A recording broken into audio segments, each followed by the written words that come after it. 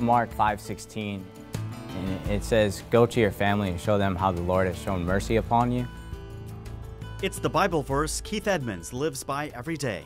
It's hard to believe that it really did happen to me. To know what happened, all you have to do is look at the picture.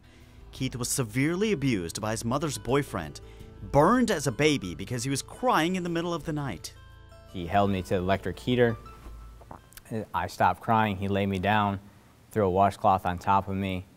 I was laying there. He pulled the washcloth back, realized that he was pulling my skin back with the washcloth, and then he left and went back to bed. His mother, Brenda, was asleep in the bedroom.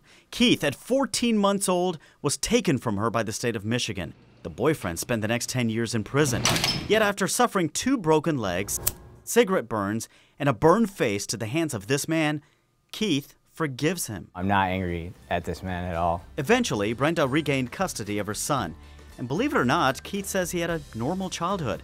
He was an all-state wrestler, played baseball, and went to school like any other kid.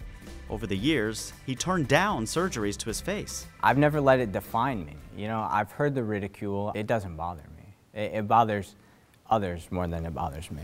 But underneath those scars was the emotional pain that would catch up to him. I wasn't, just going out casually having 2 or 3 drinks, with coworkers or friends. They would go home, I would stay at the bar. Keith couldn't stop drinking. He was caught stealing, flipped a company car, had numerous DUIs. Keith went to a dark place. Suddenly, a ray of hope when a friend brought Keith here to the People's Church in Franklin.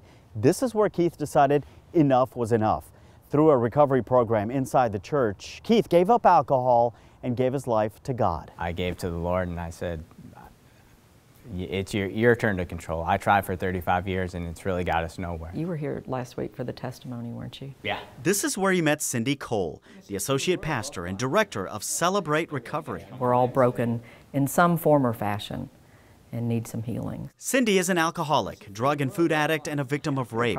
She says she sees miracles happen every day when people like Keith come through the recovery program. Her having this program and her going through her struggles as well has given me the hope that I need to get through this. It gives other people permission to not be perfect when we share our stories. The group meets weekly. Keith has been sober now for more than 6 months, and his bond with God has never been stronger. You just have to keep moving, you have to keep persevering. Today, Keith travels around the country to tell his story. I'm able to touch people with several different things, the child abuse, the psychological stuff after being the victim.